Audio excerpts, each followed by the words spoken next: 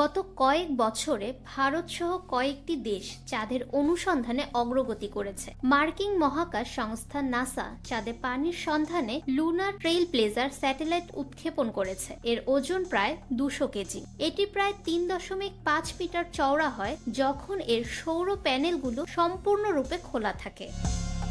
ফ্লোরিডার Kennedy space centre থেকে এই স্যাটেলাইটটি মহাকাশে পাঠানো হয়েছে। এর জন্য স্পেস এক্সের ফ্যালকন 9 রকেট ব্যবহার করা হয়েছে। মুন লুনার ট্রেইল ব্লেজার তৈরি করেছে লকহিড মার্টিন।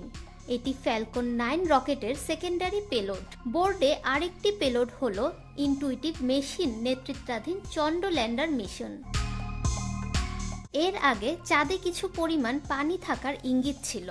চাঁদের ঠান্ডা এবং স্থায়ীভাবে ছায়াযুক্ত এলাকায় প্রচুর পরিমাণে বরফ থাকতে পারে। চাঁদের পৃষ্ঠে পানি খুঁজতে এবং এর অবস্থান জানতে লুনার ট্রেইল ব্লেজার পাঠানো হয়েছে। ফাহমিদা বিনতে আনোয়ার, নিরপেক্ষ নিউজ ডেস্ক, ঢাকা।